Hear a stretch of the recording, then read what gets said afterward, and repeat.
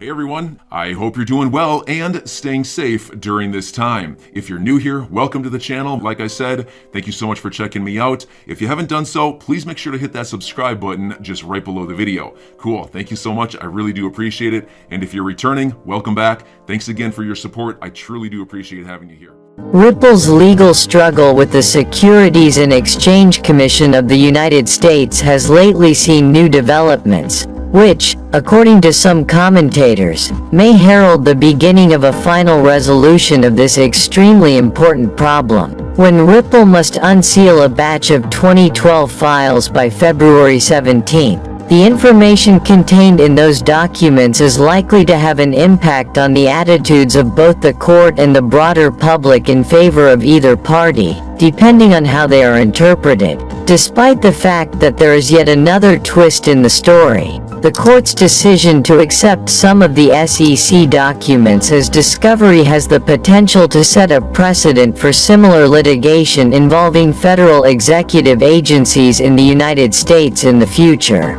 The following is a glimpse of the current state of affairs ahead of the next round of the competition. In contrast to many other cryptocurrency companies, Ripple has chosen to go the distance and participate in a legal battle in order to safeguard its coin. Upon winning its case, the SEC will be able to point to judicial precedent to back its claim that it has effectively controlled a major sector of the Bitcoin market using tried and tested securities laws. As a result, if Ripple prevails, the need for a more comprehensive regulatory structure that can be tailored to diverse types of digital assets will become more evident than it has previously been. However, it goes without saying that the Securities and Exchange Commission's regulatory objectives would suffer a substantial blow if this were to happen. However, while both Ripple as a company and the raucous online community of its token supporters, known as the XRP Army, have had an acrimonious presence in the cryptocurrency field, it is expected that the outcome of the case will have implications for the entire digital asset market in the United States. The assertion made by Ripple that the business was not aware that its XRP coin may be classed as a security until after the event is a crucial aspect of the company's case.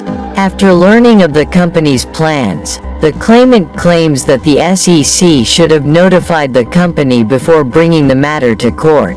The government failed to give Ripple with what is known as fair notice as a result of its failure to do so.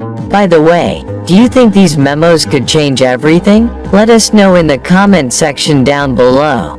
The SEC may object to the token's present status if it is revealed that Ripple was aware of the likelihood that the SEC might object, and this powerful argument may be rendered meaningless. The following is an excerpt from an interview with Cointelegraph conducted by Peter Vogel, of counsel at Foley and Lardner, who is also a member of the firm's blockchain task force. U.S. District Judge Annalisa Torres ruled that by February 17, Ripple would have to make public sealed legal memos from 2012 from Ripple's lawyers advising Ripple before launching XRP. The SEC claims that Ripple was advised in 2012 that XRP would be deemed a security under federal law, so Ripple was well aware of the risk that the SEC would bring a lawsuit. Ripple claims that the 2012 legal memos related only to proprietary internal strategies.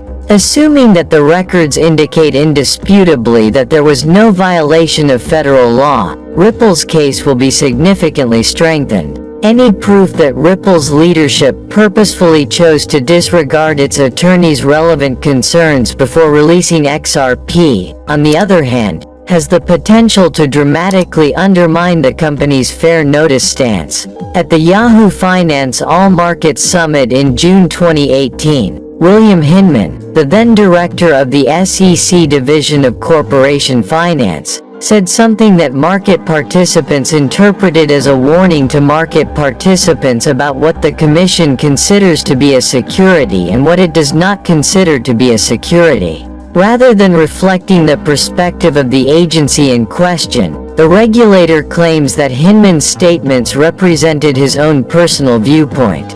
Unexpectedly, Judge Torres invalidated SEC Chairman Christopher Hinman's speech, which the agency is currently challenging on procedural grounds. It is possible that the verdict will be maintained, and that this will have a substantial influence on how executive agencies use the idea of deliberative privilege in the future. Comment, XRP Army, if you believe Ripple's overall success in the case. Generally speaking, evidence that indicates the process by which an executive body arrived at a particular decision or policy is protected from public disclosure under common law regimes, according to the concept of privilege from disclosure. Internal the SEC papers that show the SEC rationale on how to designate digital assets, for example, are protected from traditional discovery in civil actions and Freedom of Information Act requests, such as those coming from a Freedom of Information Act request, according to the concept. Although Hinman's statements were interpreted by the SEC as reflecting his personal point of view, deliberative privilege did not apply to the SEC internal files referring to this speech, and as a result, these records are available for public review.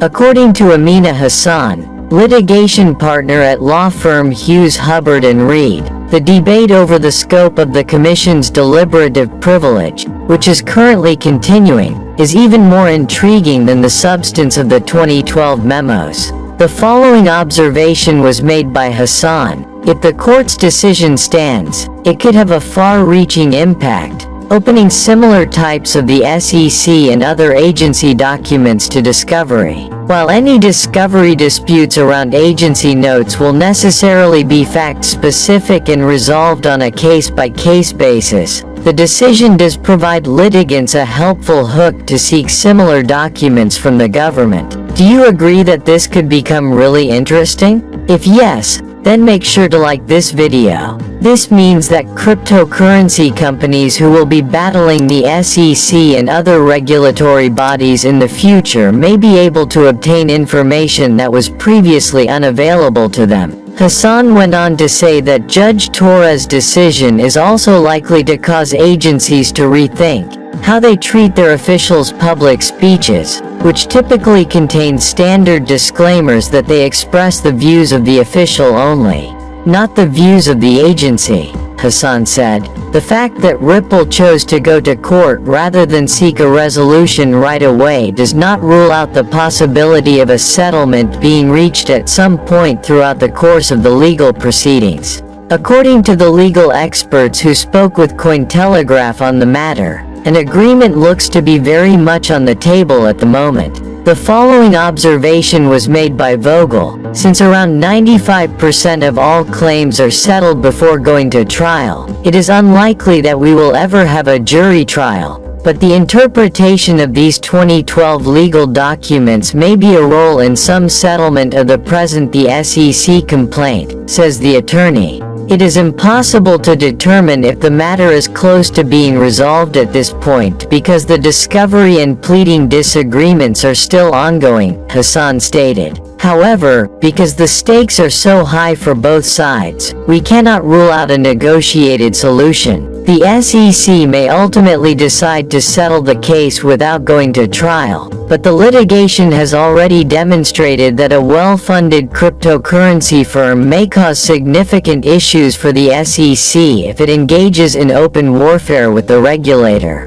What do you think about these memos? What impact will they have? Let us know in the comment section. If you want to continue to know about XRP, we have got 2 videos waiting for you on the end screen to check out. Make sure to subscribe and give us a thumbs up.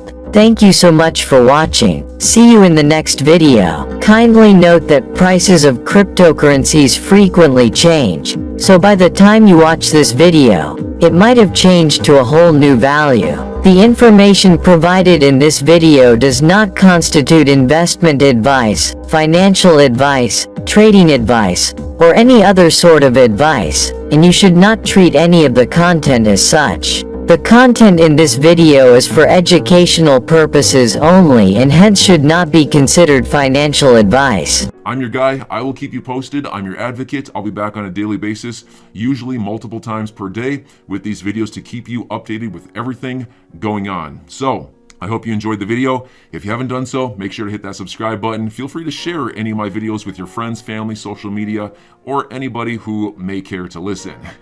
Thanks so much for your continued support. I'm always here for you. I want to help you through this time. So thank you so much for continuing to choose me.